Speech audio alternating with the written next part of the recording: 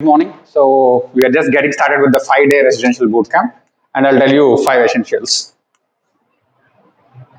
The first foremost essential of this bootcamp is silence. As I walked in, I found you speaking about your geography, history, and all of that. That we can discuss. We have a lot of time, but here, 5 days, silence is the single most essential skill which will maximize your experience. So we'll keep teaching you a lot of things, whether it's the core studies or the techniques.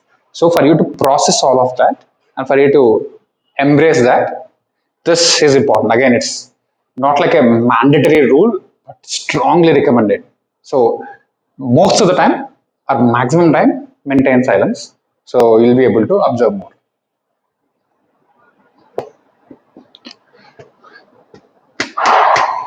The reason why I said silence is silence actually speaks.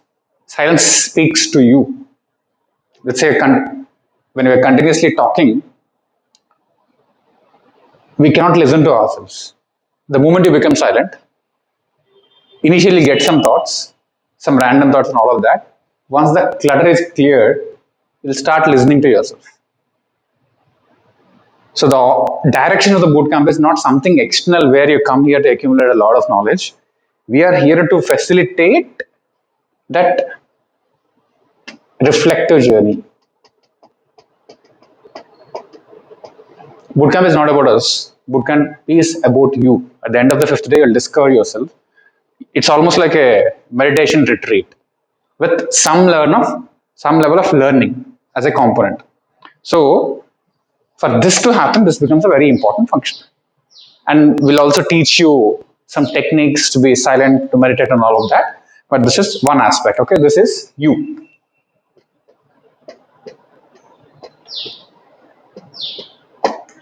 So this is about you.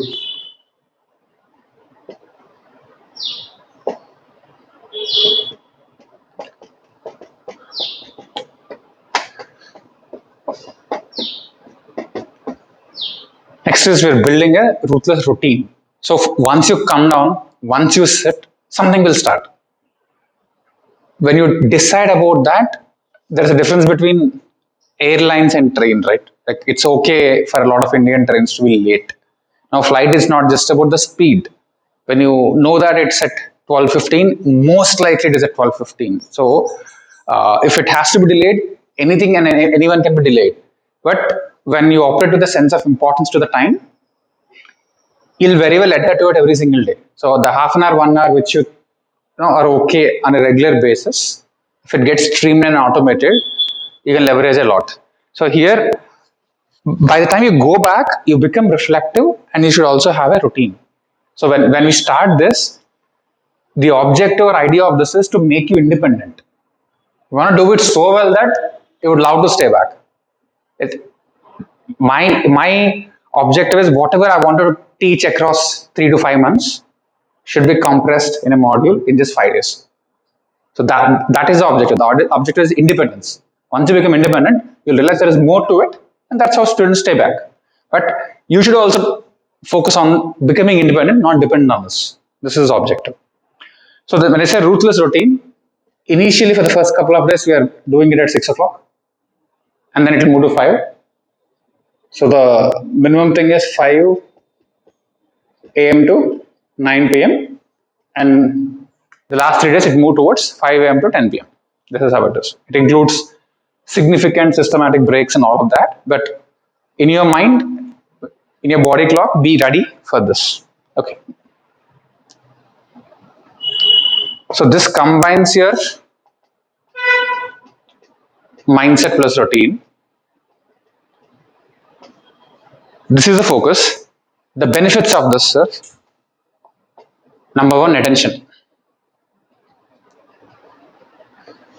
So attention is the best outcome or highest form of concentration. When you say concentration, concentration is at a vague level. Attention is you're at a granular level. When something is happening, you're able to engage the best of an energy and ability onto that task at that point of time.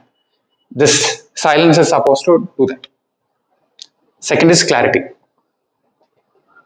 Clarity is not available elsewhere, it's within. So this will lead to attention. Your reflective journey will lead to clarity. In this routine, productivity is automatically sorted. We are focusing on something called efficiency and effectiveness eventually.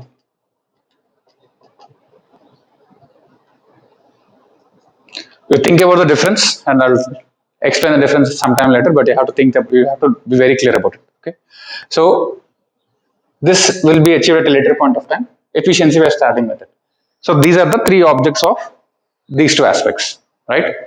Now the second side, the other side, there's an equation called read, revise, recall. Okay, so read can be substituted with listen. So this is the input mechanism for learning. How do you learn? Predominantly when you're reading or listening, and you constantly keep revising it, and then you recall. Recall is the ability. It's output ability. Revision is input ability. So a lot of people just get stuck to input abilities, which may or may not lead to recall all the time. So you should be reasonably ready to do it. Ideally, the ratio should be 50 is to 30 is to 20. If I were a student, this is how I do it. But normally this is scary. People think it's not feasible. So at least 60, 30, 10.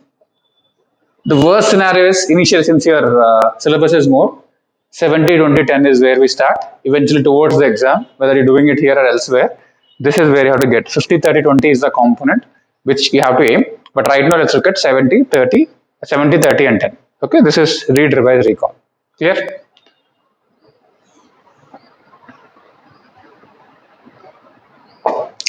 And finally, there is something called write. Because as much as I say attention, clarity, efficiency, and all of that, this is within you.